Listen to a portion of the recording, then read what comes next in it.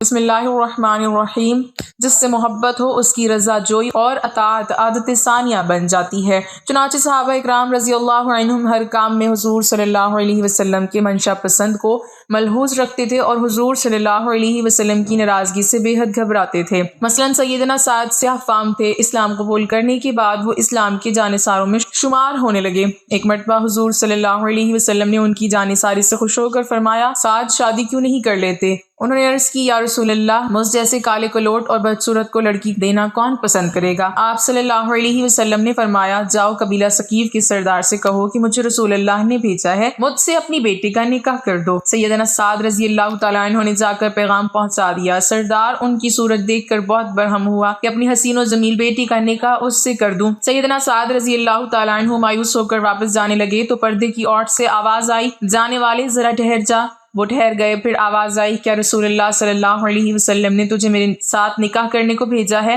اگر یہ واقعی حضور صلی اللہ علیہ وسلم کا ارشاد ہے تو بصر و چشم قبول ہے۔ اس کے بعد اس سعادت مند بیٹی نے باپ کو سمجھایا کہ آپ نے بہت برا کیا کہ رسول اللہ صلی اللہ علیہ وسلم کے پیغام پر ناک منہ چڑھائی اور حضور صلی اللہ علیہ وسلم کے حکم کی تعمیل سے انکار کیا۔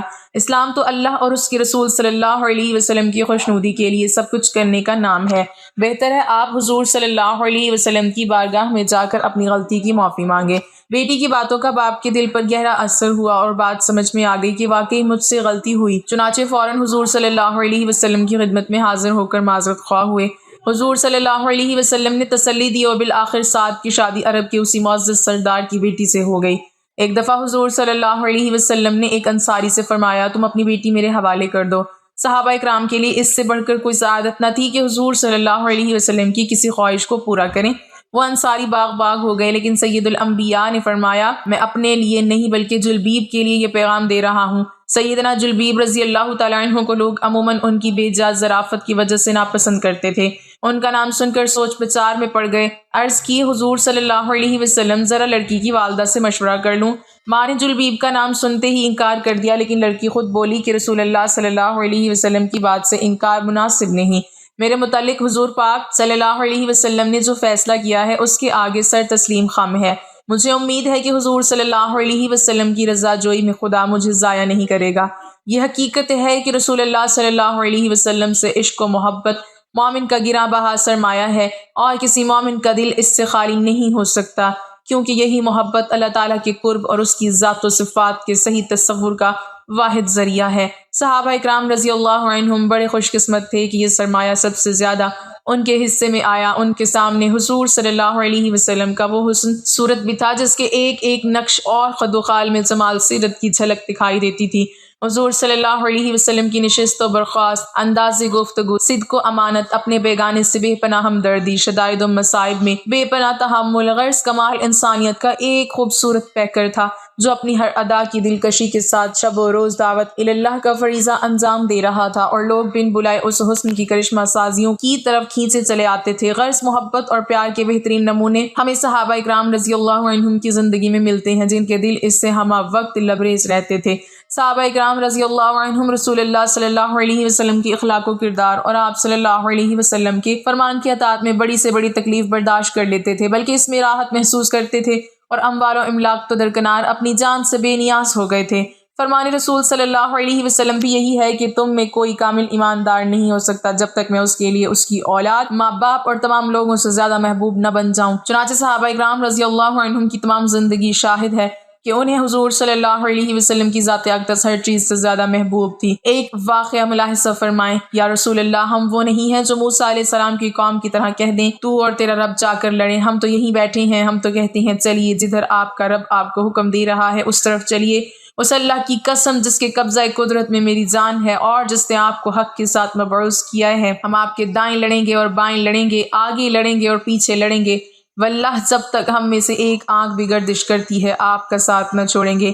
حق و باطل کے مار کے اول غزوہ بدر پر روانہ ہونے سے پہلے ایک دراز قد اور تن و من شخص جس کے سر پر گھنے بال اور چہرے پر نہایت موزوں داڑھی ان کی وجاہت کو دوبالا کر رہی تھی، بڑے جوش اور وارفتگی کے عالم میں یہ الفاظ حضور صلی اللہ علیہ وسلم کی خدمت میں کہہ رہے تھے، اور فرط مسرت سے حضور کا روئے انور چمک رہا تھا۔ ان جملوں نے صرف حضور صلی اللہ علیہ وسلم ہی کو مسرور نہیں کیا تھا بلکہ اس موقع پر موجود شمع رسالت کے سبھی پروانوں کے خون کو گرما دیا تھا۔ جوش شجاعت سے ان کے چہرے سرخ ہو گئے تھے اور بازوؤں کی مسلیاں بھڑکنے لگی تھی، اور پھر جب سرور کونین صلی اللہ علیہ وسلم نے ان صاحب کے لیے دعائے خیر فرمائی تو ہر ایک کو رشک آنے لگا کہ کاش یہ الفاظ ان کے منہ سے نکلے ہوتے۔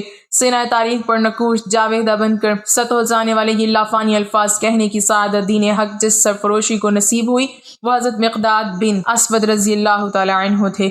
جذبہ فدویت کے اس بے مثال مظاہرے نے انہیں تمام صحابہ اکرام کی نظروں میں بڑا محبوب و محترم بنا دیا تھا۔ حضرت عبداللہ بن عمر رضی اللہ تعالیٰ عنہ جو کم سنی کے باعث غزوہ بدر میں شریک نہ ہو سکے تھے، فرمایا کرتے تھے کاش میں بدر میں شریک ہونے کے قابل ہوتا اور یہ الفاظ میری زبان سے نکلتے۔ حضرت مقداد بن اسود کا اصل نام مقداد بن عمر بہروی تھا۔ بہروی انہیں اس لیے کہا گیا کہ ان کے آباء و اجداد کا وطن بحرہ تھا۔ بیان کیا جاتا ہے کہ حضرت مقداد رضی اللہ تعالیٰ عنہ کی ولادت سے پہلے ان کے قبیلے کے ایک شخص نے کسی ہمسایہ قبیلے کا ایک آدمی قتل کر ڈالا تھا، چنانچہ مقداد رضی اللہ تعالیٰ عنہ کے والد عمر بن سالبہ قصاص کے خوف سے اپنے مرزبوم یعنی جائے پیدائش کو چھوڑ کر کندہ چلے گئے، جو یمن کے اضلاع میں سے ایک شہر تھا۔ یہاں کندی خاندان کی ایک حکومت تھی۔ عمر بن سالبہ نے بنو کندہ سے حلیفانہ تعلقات قائم کر لیے اور ایک کندہ خاتون سے شادی کر لی۔ حضرت مقداد رضی اللہ تعالیٰ عنہ اسی خاتون کے بدن سے کندہ میں پیدا ہوئے اور وہیں زبان ہوئے اور اس نسبت سے انہیں کندہ اور بزرمی کہا جاتا ہے۔ حضرت مقداد رضی اللہ تعالیٰ عنہ کا عنفوان شباب تھا کہ بنو کندہ کے ایک با اثر آدمی ابی شمر بن ہجر الکندہ سے ان کا جھگڑا ہو گیا۔ حضرت مقداد رضی اللہ تعالیٰ عنہ بڑے شہروز جوان تھے، انہوں نے اپنی تلوار کے وار سے ابی شمر کو گھائل کر دیا اور خود اپنے خاندان سمیت بھاگ کر مکہ چلے گئے، جہاں اسود بن عبد یاغوث کرشی زہری سے حلیفانہ تعلقات قائم کر کے اس کی پناہ حاصل کر لی۔ جلد ہی وہ اپنے شہروزی شجاعت اور پسندیدہ اطوار کی بدولت اسود بن عبد یاغوث کے منظور نظر بن گئے اور اس نے انہیں اپنا منہ بولا بیٹا بنا لیا، اس لیے وہ مقداد بن اسود مشہور ہو گئے۔ پھر جب سورۃ احزاب کی آیت نمبر 5 میں منہ بولے بیٹوں کو ان کی اصل باپوں کے ناموں سے پکارنے کا حکم نازل ہوا تو ان کو مقداد بن عمر کے نام سے پکارا جانے لگا۔ مکہ میں حضرت مقداد رضی اللہ تعالیٰ عنہ کے قیام کو تھوڑی ہی مدت گزری تھی کہ اسلام کا گلگلہ بلند ہوا۔ نوجوان مقداد رضی اللہ تعالیٰ عنہ کو اللہ تعالیٰ نے حسن ظاہری کے ساتھ فطرت سعید بھی عطا کی تھی۔ جو ہی دعوت توحید کی آواز ان کے کانوں تک پہنچی، کسی ہچکچاہٹ کے بغیر اس پر لبیک کہا اور آستانہ نبوت پر حاضر ہو کر اپنا ہاتھ سرور کونین صلی اللہ علیہ وسلم کے دست مبارک میں دے دیا۔ یہ وہ زمانہ تھا کہ بظاہر دعوت توحید کی کامیابی محال نظر آتی تھی اور فرزندان توحید کی ایک مختصر جماعت مشرکین کے ہولناک مظالم اور جفاکاریوں کا شکار بنی ہوئی تھی۔ حضرت مقداد رضی اللہ تعالیٰ عنہ غریب الدیار تھے،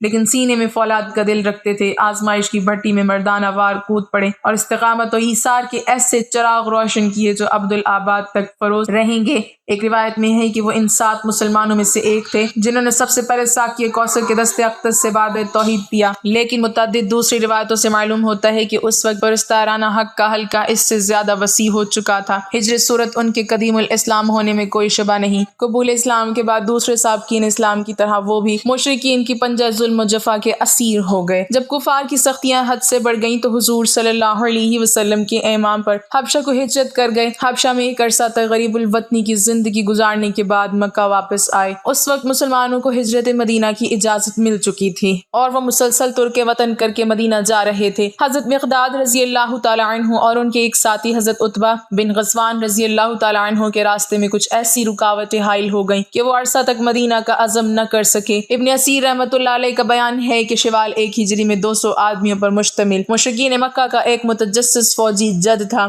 اکرمہ بن ابی جہل یا باروایت دیگر ابو سفیان کی قیادت میں مدینہ کی طرف روانہ ہوا۔ حضرت مقداد رضی اللہ تعالیٰ عنہ اور حضرت عتبہ بن غزوان رضی اللہ تعالیٰ عنہ بھی کسی ہیلے سے اس جد میں شامل ہو گئے۔ رسول اکرم صلی اللہ علیہ وسلم کو مشرکین کی نقل و حرکت کی اطلاع ملی تو آپ نے حضرت عبیدہ بن حارث رضی اللہ تعالیٰ عنہ کی سرکردگی میں 60 مجاہدین کی ایک جماعت مشرکین سے نمبرڈ آزما ہونے کے لیے بھیجی۔ مشرکین مسلمانوں سے لڑے بھیڑے بغیر گشت لگا کر واپس چلے گئے، البتہ حضرت مقداد اور حضرت عتبہ رضی اللہ تعالیٰ عنہ موقع پا کر مسلمانوں سے جا ملے اور انہی کے ساتھ مدینہ منورہ پہنچ کر حضور کی خدمت میں حاضر ہو گئے۔ ہجرت کے ابتدائی ایام حضرت مقداد رضی اللہ تعالیٰ عنہ نے بڑی عسرت سے گزارے۔ نبی رحمت صلی اللہ علیہ وسلم کو خبر ہوئی تو آپ نے حضرت مقداد رضی اللہ تعالیٰ عنہ اور ان جیسے 2 اور مہاجروں کی کفالت کا بار خود اٹھا لیا۔ صحیح مسلم میں حضرت مقداد رضی اللہ تعالیٰ عنہ کی زبانی منقول ہے، ایک دفعہ مجھ پر اور میرے 2 ساتھیوں پر بڑا سخت وقت آیا۔ ہم سخت اسرت میں مبتلا ہو گئے، یہاں تک کہ ایک وقت کی روٹی کے لیے بھی ترستے تھے۔ جب مسلسل فاقوں تک نوبت پہنچی تو ہم نے صحابہ سے درخواست کی کہ وہ ہمارے کفیل بن جائیں، لیکن کسی نے ہماری مستقل کفالت کی حامی نہ بھری، کیونکہ اس وقت سب اپنے اپنے حال میں مبتلا تھے۔ بالآخر ہم رسول اللہ صلی اللہ علیہ وسلم کی خدمت اقدس میں حاضر ہوئے اور اپنی حالت بیان کی۔ حضور صلی اللہ علیہ وسلم ہم تینوں کو اپنے گھر لے گئے۔ اس وقت حضور صلی اللہ علیہ وسلم کے پاس صرف 3 یا 4 بکریاں تھیں۔ حضور صلی اللہ علیہ وسلم نے فرمایا کہ ان کا دودھ پیا کرو، چنانچہ ہم ان بکریوں کا دودھ دوہ کر پیتے اور رسول کریم صلی اللہ علیہ وسلم کا حصہ رکھ چھوڑتے۔ حضور صلی اللہ علیہ وسلم رات کو تشریف لاتے، پہلے ہمیں آہستگی سے سلام کرتے، اس طرح کہ جو سوتا ہو وہ جاگ نہ پڑے اور جو جاگتا ہو وہ سن لے۔ پھر آپ مسجد میں جا کر نماز پڑھتے، نماز سے فارغ ہو کر پھر تشریف لاتے اور اپنے حصے کا دودھ نوش فرماتے۔ ایک دن میں اپنے حصے کا دودھ پی چکا تو شیطان نے میرے دل میں وسوسہ ڈالا کہ حضور اپنا بہت سا وقت انصار کے ہاں گزارتے ہیں، وہ آپ کی خدمت میں اشیاء خورد و نوش ہدیہ پیش کرتے ہوں گے، آپ ان کو تناول فرماتے ہوں گے اور آپ کو اس دودھ کی ضرورت نہیں ہوتی ہوگی۔ چنانچہ یہی تصور کر کے میں سارا دودھ پی گیا اور حضور صلی اللہ علیہ وسلم کے لیے کچھ بھی باقی نہ رکھا۔ لیکن دودھ پینے کے بعد خیال آیا کہ ممکن ہے حضور بھوکے ہوں گے اور جب اپنے حصے کا دودھ نہ پائیں تو مجھے بد دعا دیں گے، اس طرح میرا دین اور دنیا دونوں برباد ہو جائیں گے۔ یہ خیال آتے ہی میرے رونگٹے کھڑے ہو گئے اور میں سخت بے چین ہو گیا، کسی پہلو قرار نہ آتا تھا۔ اتنے میں حضور صلی اللہ علیہ وسلم تشریف لائے، معمول کے مطابق نرم آواز میں سلام کیا، پھر نماز پڑھی۔ اس کے بعد دودھ کا برتن دیکھا تو وہ خالی تھا۔ حضور صلی اللہ علیہ وسلم نے آسمان کی طرف دیکھا، میں سمجھا کہ بس آپ میرے لیے بد دعا کریں گے اور میں برباد ہو جاؤں گا، لیکن یہ دیکھ کر میری حیرت کی کوئی انتہا نہ رہی کہ بد دعا کے بجائے نبی رحمت صلی اللہ علیہ وسلم نے یہ دعا فرمائی، الہی جس نے مجھے کھلایا اسے کھلا اور جس نے مجھے سیراب کیا اسے سیراب کر۔ اب میں چادر لپیٹ کر اس ارادے سے اٹھا کہ ان بکریوں میں سے جو سب سے زیادہ فربا ہو اس کو ذبح کروں اور اس کا گوشت بھون کر حضور کی خدمت میں پیش کروں، لیکن تینوں بکریوں کو ٹٹولا تو معلوم ہوا کہ ان کے تھن دودھ سے بھرے ہوئے ہیں۔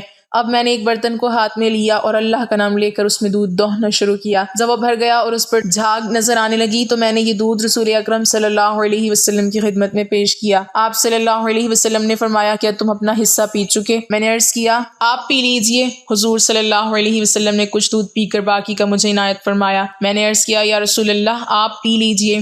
حضور صلی اللہ علیہ وسلم نے دوبارہ دودھ پیا، لیکن برتن میں کچھ دودھ پھر بھی موجود رہا۔ آپ صلی اللہ علیہ وسلم نے یہ مجھے عنایت فرمایا۔ مجھے معلوم ہو گیا کہ آپ خوب سیر ہو چکے ہیں اور یہ آپ کی دعا کی برکت ہے کہ دودھ ختم نہیں ہوا اور آپ نے اپنی دعا کی برکت میں مجھے بھی شامل کر لیا ہے۔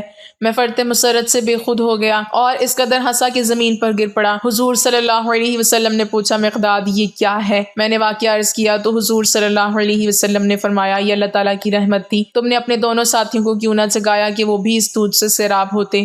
رمضان 2 ہجری میں غزوہ بدر پیش آیا۔ لڑائی پر روانہ ہونے سے پہلے حضور صلی اللہ علیہ وسلم نے مدینہ منورہ میں صحابہ اکرام سے مشورہ کیا۔ اس موقع پر سب سے پہلے حضرت ابوبکر صدیق اور حضرت عمر فاروق رضی اللہ تعالیٰ عنہ نے ولولہ انگیز تقریریں کی۔ ان کے بعد حضرت مقداد رضی اللہ تعالیٰ عنہ نے وہ جاں بازانہ اور مخلصانہ الفاظ کہے جو اوپر درج ہو چکے ہیں۔ اس وقت مسلمانوں کی بے سر و سامانی کا یہ عالم تھا کہ ان کے پاس کل 70 اونٹ اور 2 گھوڑے تھے۔ ایک گھوڑے کے سوار حضرت حارثہ بن سراقہ انصاری رضی اللہ تعالیٰ عنہ تھے اور دوسرے کی حضرت مقداد رضی اللہ تعالیٰ عنہ۔ بدر پہنچ کر حضرت حارثہ رضی اللہ تعالیٰ عنہ حوض سے پانی پی رہے تھے کہ ایک مشرک نے تانک کر تیر مارا جو ان کے گلے میں پیوست ہو گیا اور انہوں نے لڑائی کا آغاز ہونے سے قبل ہی جنت کی راہ لی۔ حضرت حارثہ رضی اللہ تعالیٰ عنہ کی شہادت کے بعد کفار کے 100 زرہ پوش سواروں کے مقابلے میں حضرت مقداد رضی اللہ تعالیٰ عنہ میدان بدر کے تنہا شاہ سوار اسلام تھے۔ وہ گھڑ سواری، نیزہ بازی اور تیغ زنی میں کمال درجے کی مہارت رکھتے تھے، یہاں تک کہ بعد میں 1000 شجاعان عرب کے برابر مانے گئے۔ ہنگامہ کارزار گرم ہوا تو انہوں نے اپنے شاہ سوار اور نیزہ بازی کے وہ کرتب دکھائے کہ دشمن ہراساں ہو گیا، جدھر جھک پڑتے مشرکین کی صفوں میں تہلکا پڑ جاتا تھا۔ غرض انہوں نے لڑائی سے پہلے جو عہد سرور کائنات صلی اللہ علیہ وسلم سے باندھا تھا اپنی جاں بازی سے اسے پورا کر دکھایا۔ جنگ بدر کے بعد حضرت مقداد نے عہد احزاب اور تمام دوسرے مشہور غزوات میں بھی نہایت پامردی اور استقلال سے حق شجاعت ادا کیا۔ صحیح بخاری میں ہے کہ عہد رسالت میں جو صحابہ مجرموں کی گردن مارنے پر مامور تھے حضرت مقداد رضی اللہ تعالیٰ عنہ ان میں سے ایک تھے۔ حضرت مقداد رضی اللہ تعالیٰ عنہ ایک مرد سپاہی تھے اور مزاج میں حد درجے کی سادگی اور بے باکی تھی۔ بعض وجوہ کی بنا پر وہ کافی عرصہ تک شادی نہ کر سکے تھے۔ ایک دن حضرت عبد الرحمن بن عوف رضی اللہ تعالیٰ عنہ پوچھ بیٹھے مقداد تم شادی کیوں نہیں کر لیتے؟ تو انہوں نے بے ساختہ جواب دیا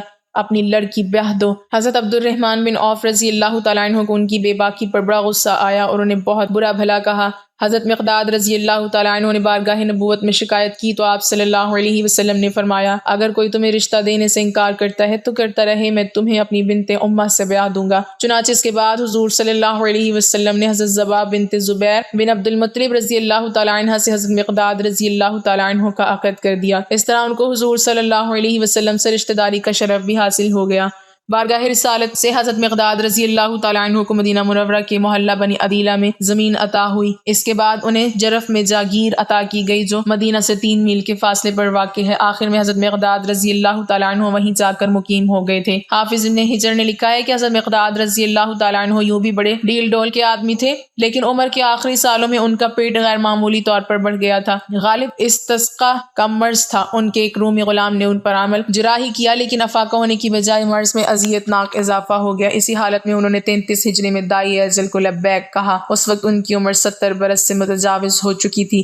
لاش کو جرف سے مدینہ لایا گیا۔ امیر المومنین حضرت عثمان غنی رضی اللہ تعالیٰ عنہ نے خود نماز جنازہ پڑھائی اور پھر ہزاروں مسلمانوں نے بادیدہ پرنم اس جانب سارے رسول کو جنت البقیع میں سپرد خاک کر دیا۔ اللہ تعالیٰ کی ان پر ہزاروں رحمتیں نازل ہوں اور ہمیں ان کے نقش قدم پر چلنے کی توفیق عطا فرمائے۔